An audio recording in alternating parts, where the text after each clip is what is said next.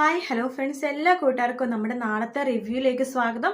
അങ്ങനെ ഇന്നത്തെ എപ്പിസോഡിൽ വിവാഹമൊന്നും കാണിച്ചില്ല കേട്ടോ. കല്യാണപ്പെണ്ണിനെ കാണാൻ വേണ്ടി അമ്മുമ്മ പോകുന്നുണ്ടെങ്കിലും കാർത്തിക സമ്മതിക്കുന്നില്ല. അങ്ങനെ പ്രകാശനും അമ്മുമ്മക്കും വിക്രത്തിനൊന്നും കല്യാണപ്പെണ്ണിനെ മുഹൂർത്തത്തിന് മുമ്പ് കാണാൻ പറ്റുന്നില്ല.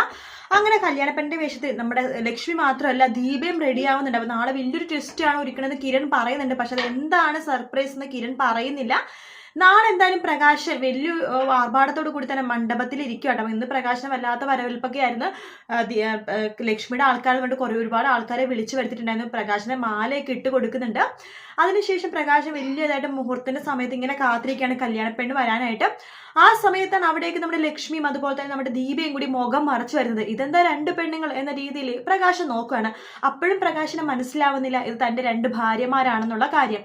അങ്ങനെ പ്രകാശ് നോക്കുമ്പോൾ ലക്ഷ്മിയുടെ കഴുത്തിലും കാലിലൊക്കെ നിറച്ച് സ്വർണ്ണമുണ്ട്. അപ്പൊ ഇതന്നെയാണ് കല്യാണപ്പെടുന്നത് നമ്മുടെ പ്രകാശിനെ മനസ്സിലാവാണ്.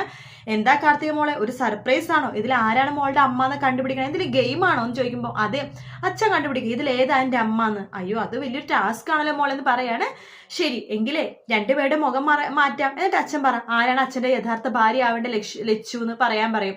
ശരി എന്നാ അങ്ങനെ ചെയ്യാന്ന് നമ്മുടെ പ്രകാശനും പറയാണ്. അങ്ങനെ ലക്ഷ്മി മുഖത്ത് ആ ഒരു സാരി മാറ്റുമ്പോൾ പ്രകാശൻ ഞെട്ടിപ്പോവാണ്. ഒരു ഭാഗത്ത് തന്റെ ആദ്യ ഭാര്യ ലക്ഷ്മി, ഇപ്പുറത്ത് നമ്മുടെ ദീപം അതുപോലെ തന്നെ സാരി മാറ്റുമ്പോഴേക്കും ദീപയുടെ മുഖം കാണുമ്പോൾ പ്രകാശനാകെ ഞെട്ടിപ്പോവാണ്. തന്നെ രണ്ടാമത്തെ ഭാര്യ ദീപ. പ്രകാശനെ തല കറങ്ങുന്ന പോലത്തെ അവസ്ഥയാവാണ്. പ്രകാശനെ മനസ്സിലാവാണ് ആ ഒരു സമയം എല്ലാവരും കൂടി തന്നെ പറ്റിക്കായിരുന്നു, മണ്ടനാക്കിയായിരുന്നു. അവിടെ നിന്ന് എല്ലാവരും പൊട്ടിച്ചിരിക്കുകയാണ്. നമ്മുടെ ബൈജുവും പാറക്കുട്ടിയൊക്കെ ചിരിയോട് ചിരി. അവിടെ കൂടിയിരിക്കുന്ന ആൾക്കാരൊക്കെ ഭയങ്കര ചിരി.